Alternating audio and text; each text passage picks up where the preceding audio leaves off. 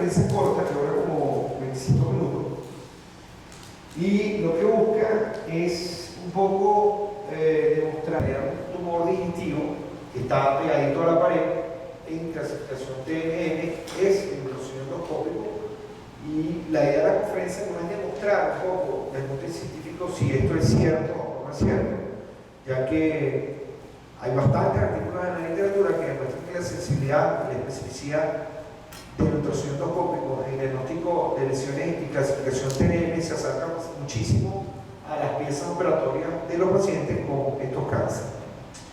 Entonces, esta conferencia la preparé yo recientemente con el motivo de un congreso que fue el segundo simposio internacional de endoscopia de la Sociedad Brasileña de Endoscopia. La Sociedad Brasileña de Endoscopia es la sociedad de endoscopia más grande del continente americano, tiene como 5.000 o 6.000 inscritos.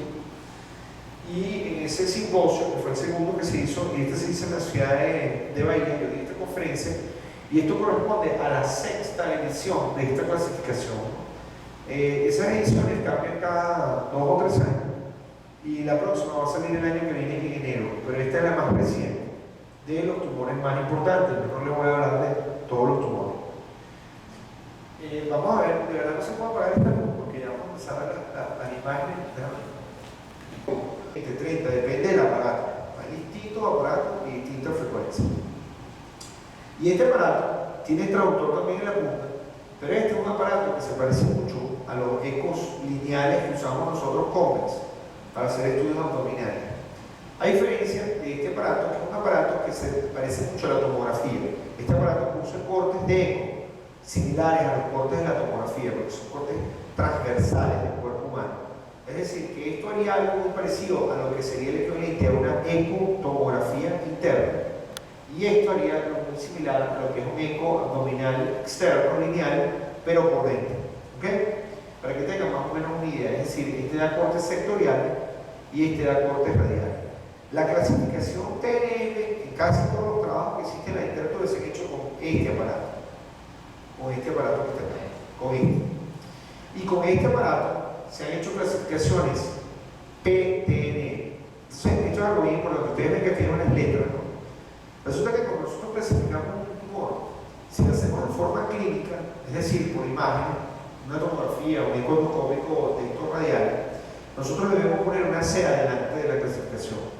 Si es una P, quiere decir que es una clasificación donde hubo patología, donde tomamos una muestra y identificamos células del tumor.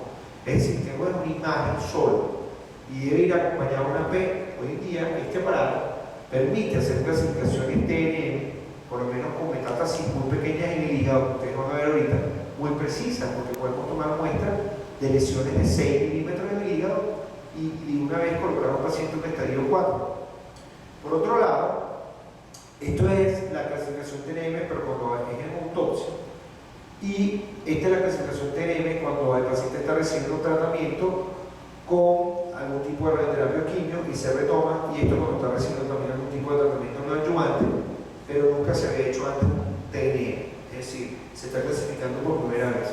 Cuando no se está clasificando por primera vez, sino que es una reclasificación, se debería poner una Y, o sea, es el ICTNM.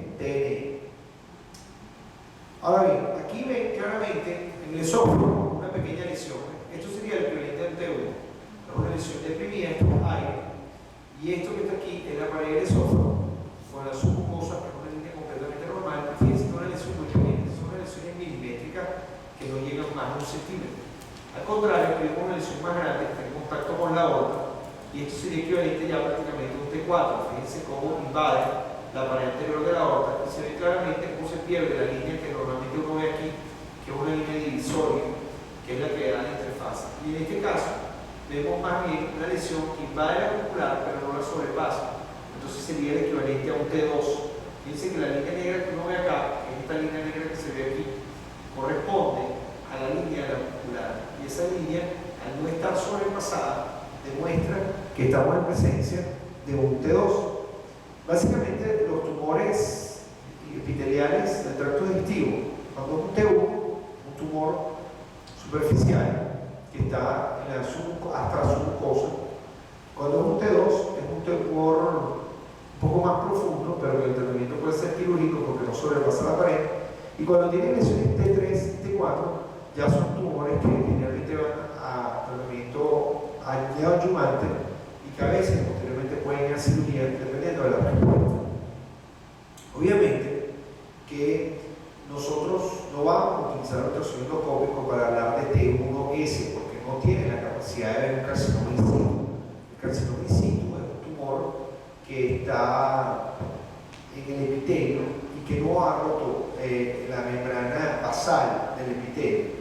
Y eso no se puede hacer por el ultrasonido endoscópico, por saber si ese tumor está de verdad en la membrana basal o si entró un poquito más y llegó a la mucosa, pero una parte más profunda de la mucosa. Usted sabe que la mucosa tiene varias partes, ¿no? Si entra en el corio, ya es un T1, bueno, pero no puede decir si es un TIS.